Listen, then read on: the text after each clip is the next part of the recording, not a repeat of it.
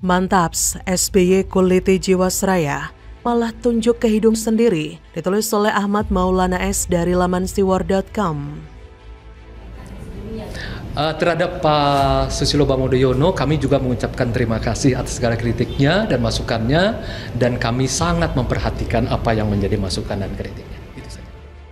Nah, kita berusaha untuk mencegah ini terjadi lagi. Tentunya kita akan meningkatkan pola-pola pengawasan di kita, gitu ya. Selama ini kita sudah melakukan pengawasan dengan cukup baik. Namun, ketika mulai dibangun opini dan makin kencang bahwa seolah tidak ada kesalahan pada masa pemerintahan sekarang ini, dan yang salah adalah pemerintahan SBY, saya mulai bertanya, apa yang terjadi? Setingkat SBY yang mantan presiden serta pemilik sebuah partai, namun hanya mengandalkan informasi berbasis data yang sekedar katanya semata, itu pun malah blunder karena data yang ada yang tentu saja tak sekedar katanya ala SBY tersebut malah berbalik menunjuk hidung SBY sendiri serta mengobok-ngobok jeroan organ parpolnya.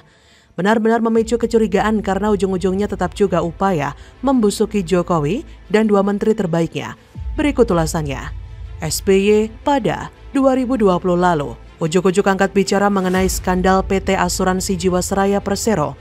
Curhat yang luar biasa banget saking panjangnya, namun sayangnya malah miskin abis dari sudut manfaatnya. Bagi yang merasa punya napas panjang, Anda bisa langsung melihat tulisannya di internet. Tapi nggak usah menyesal ya, efek buang-buang waktu hanya demi memelototi curhatan SBY tersebut. Karena ujung-ujungnya, ya begitu juga. Apalagi bila bukannya sekedar tengah melakukan strategi melempar opini maut dalam upaya mengail di air keruh secara tersirat itu, basi banget tau nggak sih? Ada beberapa pernyataan menarik dalam curhatan khas ala SBY tersebut.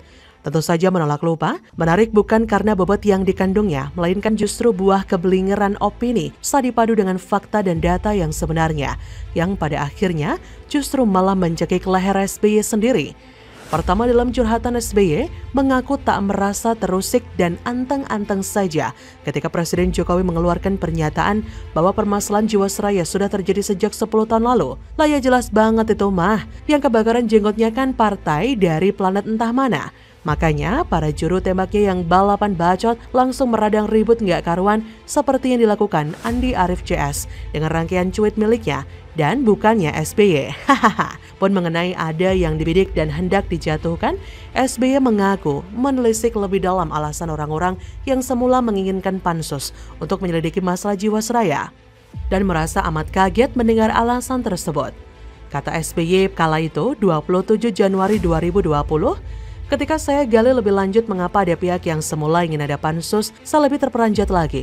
Alasannya sungguh membuat saya geleng kepala. Katanya untuk menjatuhkan sejumlah tokoh.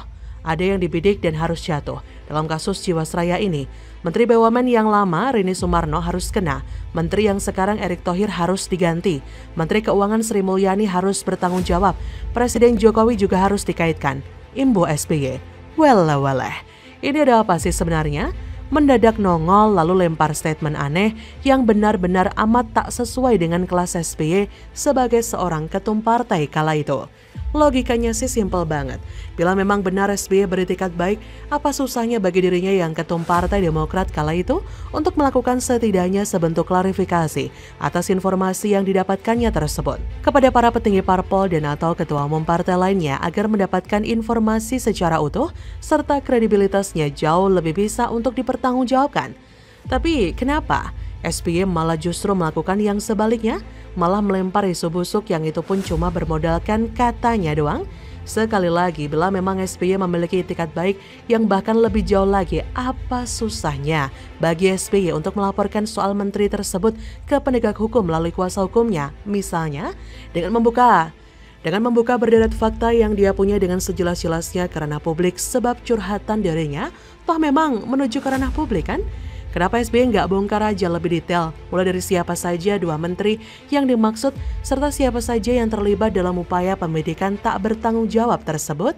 Faktanya SBY tidak melakukan itu kan? Cuma itikat busuk melempar opini yang kental akan aroma politik, semata demi perhatian publik kemudian bergeser dari yang tadinya mencermati proses kasus hukum Jiwasraya, menjadi mencong ke pemenuhan karakter dua menteri yang dimaksud, dan juga termasuk kepada Jokowi. Ujung-ujungnya tetap juga upaya membusuki Jokowi dan dua menteri terbaik ya. Niat tersebut masih kentara saat diketahui bahwa partai politik yang paling ngotot menginginkan pansus hingga saat ini cuma dua. Pertama, siapa lagi kalau bukan Demokrat? Kedua, tentu saja PKS. Langsung jadi bertambah jelas semua dengan sendirinya ya. Sama juga SBY sedang menunjuk hidung sendiri serta mengopok-opok organ jeroan partainya. Karena ujung-ujungnya, ya pihaknya alias partainya yang ngebet pengen dua menteri disingkirkan. Serta Jokowi dikait-kaitkan dengan kasus Jiwasraya. Tak cuma itu, praduga lain menyusul berkembang tentang asumsi bahwa apa yang dilakukan SBY itu tak lebih merupakan trik guna menjatuhkan Erick Thohir dan Sri Mulyani. Pendekatan logisnya supaya keduanya kelak tak menjadi pesaing AHY, sang putra mahkota dalam ajang Pilpres 2024 mendatang. Yang jelas, kecurigaan kian membesar karena justru malah SBY dan pihaknya yang paling banyak memberikan statement untuk urusan kasus Jiwasraya. Sementara faktanya, justru di era kepemimpinan Jokowi inilah kasus mega triliun Jiwasraya tersebut mulai diproses habis-habisan secara hukum.